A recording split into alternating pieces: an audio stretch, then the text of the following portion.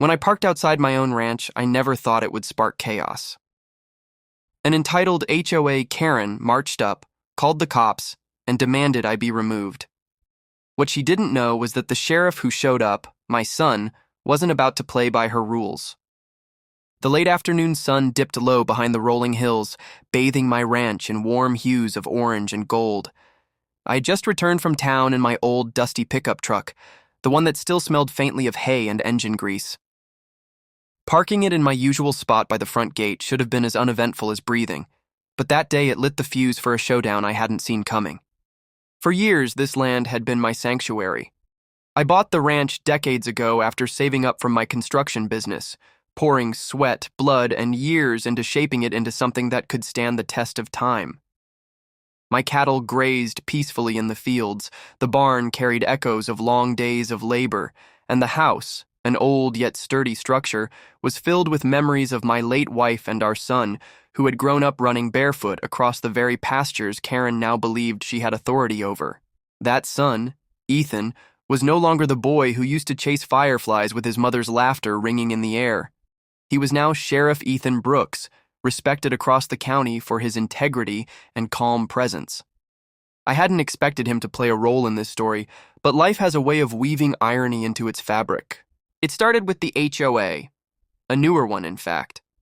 A sprawling development had been built just a few miles down the road from my ranch, and with it came the invasive spread of homeowners association rules. They didn't technically govern my property. My ranch predated their community by over a century. But that didn't stop the self-appointed queen bee of the HOA, a woman the neighbors simply called Karen, from acting as though my land was hers to manage. Karen was the kind of person who saw rules not as guidelines, but as weapons. She patrolled her neighborhood with the vigilance of a security guard, clipboard in hand, sunglasses perched at the tip of her nose, and a permanent scowl etched on her face. Rumor had it she once fined a neighbor $200 for leaving their garbage bin on the curb an hour past the collection time. She thrived on control. So, when she saw my truck parked by the ranch gate, she apparently decided it was time to extend her jurisdiction beyond her HOA's borders. I had barely stepped out of the cab, the creak of the door echoing against the quiet countryside, when I heard the sharp click of heels on gravel. Turning, I saw her, Karen, marching with all the authority of a general heading into battle. "You can't park here," she barked, pointing a manicured finger at my truck as though it were some criminal caught in the act. I squinted, adjusting my hat against the sun. "Evenin', ma'am. Pretty sure I can. This here's my land." Her lips tightened, her jaw working as though chewing on the audacity of my words. "No, this is against HOA regulations. We don't allow trucks parked visibly by the street. They need to be in garages, out of sight. It brings down property values." I chuckled, though there was no real humor in it. "Property values? Lady, this land's been in my family long before your cookie-cutter subdivision sprouted up. HOA rules don't apply here."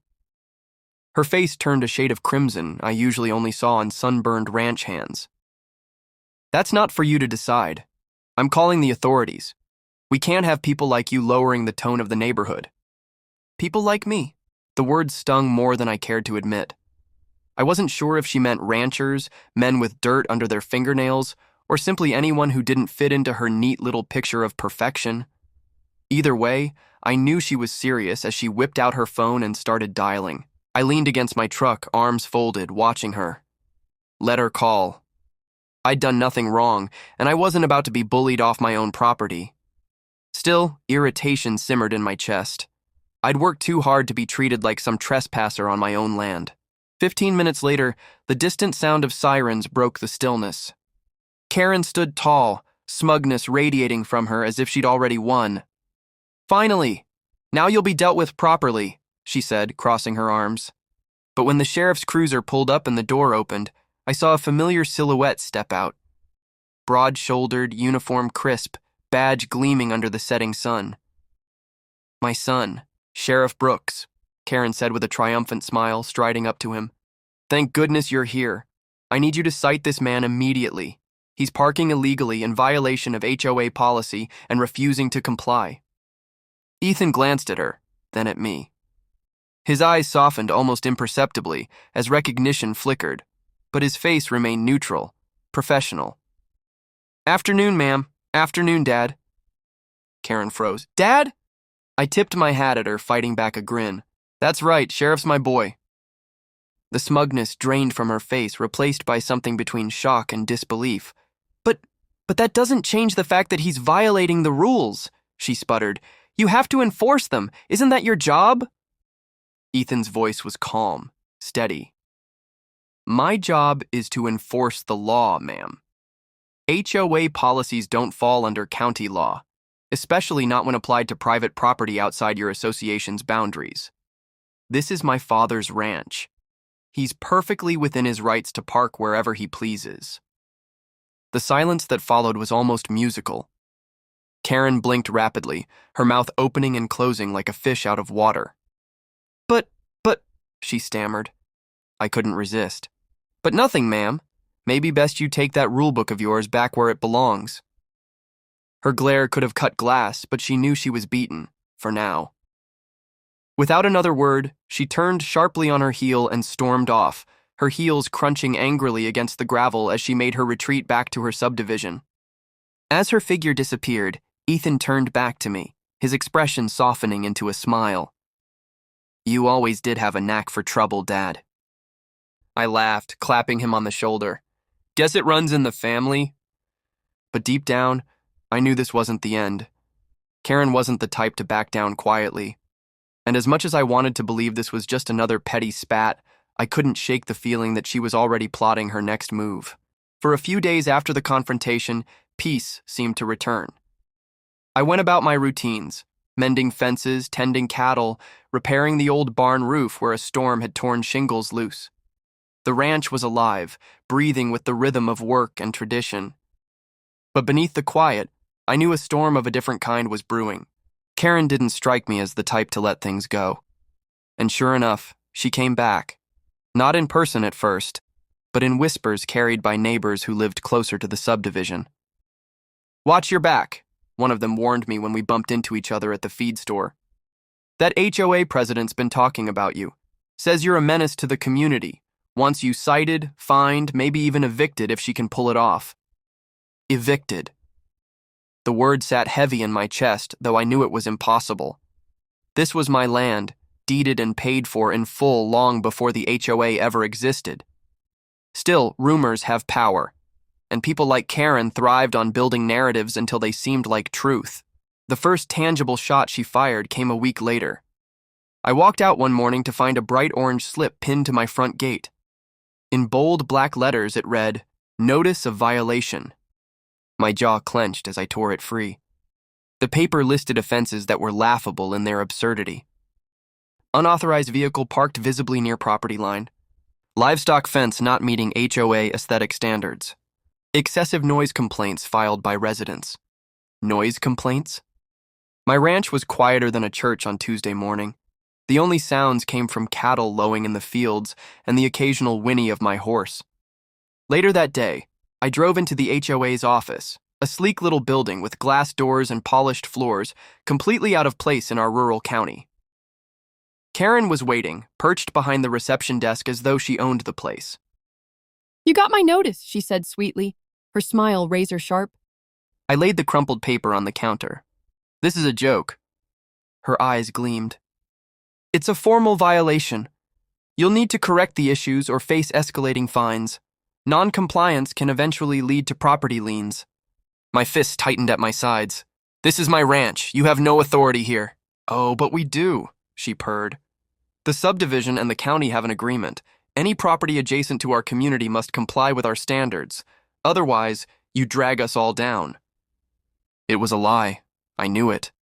But Karen spoke with such conviction that someone less stubborn than me might have believed her. I'm not paying a dime, I said flatly. Her smile faltered, but only for a moment. We'll see. And see, I did. Over the next 2 weeks, the harassment escalated. Anonymous complaints were filed with the county about supposed animal neglect on my ranch. Twice, animal control officers showed up, only to find my cattle healthy and well-fed, my horses groomed, my dogs wagging their tails in perfect health. They left apologetic, but the damage was done. Each visit stole my time and stained my reputation a little further. Then came the night calls. At least 3 times, I was woken past midnight by headlights sweeping across my window and knocks at my door. Sheriff deputies responding to reports of gunshots or domestic disturbances at my address. Each time, I stood on my porch in my pajamas, explaining to tired officers that nothing of the sort had happened. On the 3rd such night, Ethan himself came. He stood there, arms crossed, looking weary but also angry, not at me but at whoever was wasting his department's resources. "She's behind this, isn't she?" he asked. I shrugged. "Ain't nobody else got reason to come after me this way." Ethan rubbed his temples. "Dad, you need to document everything. Keep the notices, write down the dates of the calls. This is harassment, plain and simple. If she doesn't quit, we'll build a case." I nodded. "I'll handle it. You just do your job." But Karen wasn't done yet. A few days later, as I was loading feed sacks into the barn, I noticed movement near my fence line. 2 men in hard hats and neon vests were pounding stakes into the ground, marking out some kind of line. "Hey," I called, walking over, "what do you think you're doing?" One of them glanced up. "We've been contracted by the HOA to survey this area. New boundary fence going up." My blood boiled. "This isn't your land. Get those stakes out of my soil before I put them somewhere less polite." The men exchanged nervous looks, then started pulling their tools together. "We're just following orders, sir." I watched them leave, fury churning inside me. Karen was trying to redraw boundaries, erase lines that had been set for over a century. That evening, sure enough, she showed up again. This time she didn't march in alone. She brought 2 board members from the HOA, men in polo shirts and smug expressions, as if they were the law themselves. "We're serving you official notice," Karen announced, thrusting a folder toward me. "The association voted to annex this land. As of now, you're subject to all HOA policies and regulations." I didn't take the folder. I just stared at her, disbelief giving way to cold, hard anger. You can't annex private property, not without consent. Her smile returned, thin and venomous. "We'll see what the county clerk says about that." I laughed, short, sharp, and bitter. "You really don't know when to quit, do you?" Her eyes narrowed. "And you don't know who you're dealing with. I always win." The board members nodded in agreement, like sheep following their shepherd. I leaned closer, my voice low. "Lady, you've stepped onto the wrong man's land, trying to play queen with paper crowns. This ranch doesn't bow to your rules. And if you keep pushing, you'll find out just how badly you miscalculated." For the first time, Karen faltered. A flicker of uncertainty crossed her face, but she quickly masked it with another smirk. "Enjoy your little rebellion while it lasts. The law will be on my side." She turned, her entourage trailing behind her like lackeys. As I watched them leave, I knew the battle lines had been drawn. This wasn't just about a parked truck anymore. It was about control, power, and pride. And Karen wasn't backing down, not until she was forced to. Later that night, Ethan called me. His voice was firm but tinged with worry. "Dad, I need to warn you. She's been filing petitions with the county, claiming your land is technically under HOA jurisdiction. She's pushing hard." "Let her push," I said. "This land's mine, always will be." But even as I spoke, a heavy weight settled in my gut. I'd underestimated her before, and now, with her claws sunk deeper into the system, I realized this fight was only just beginning. The weeks that followed were some of the most exhausting I'd ever endured, not because of ranch work, but because of Karen's relentless obsession. Each day brought a new stunt, a fresh letter, or another county official showing up at my gates with paperwork in hand. It felt like I was living under siege, my home turned into a battlefield. But no matter what she threw at me, I refused to bow. This ranch was more than just land. It was legacy, blood, sweat, and memory, all stitched into every acre. And I'd be damned if some self-appointed queen with a clipboard stripped it away. Still, I knew the storm was nearing its peak. It came one Friday afternoon. I was unloading hay bales from the truck when the rumble of multiple vehicles rolled up my driveway. Dust clouds swirled as 3 SUVs pulled to a stop. Out stepped Karen, flanked by the full HOA board, dressed like they were attending a courtroom rather than setting foot on a ranch. Behind them trailed a county clerk and, to my shock, 2 uniformed deputies. Karen's eyes glittered with triumph. "It's over," she declared. "We filed the annexation with the county, and as of today, This property is officially under HOA governance. You're in violation of multiple codes, and the deputies are here to remove your vehicles until you comply. I set the hay bale down slowly, my muscles taut. You don't get to take my property. Not now, not ever. The deputies looked uncomfortable, glancing at each other. They weren't sure what to do. This wasn't a standard eviction or trespass call. Karen stepped closer, waving papers in my face. This is legal and binding. You've lost. It's time you learned that you can't just ignore the rules because you think you're special. I opened my mouth to respond, but another sound cut through the tense air, the wail of a siren growing louder. A sheriff's cruiser rolled up the drive, dust trailing behind.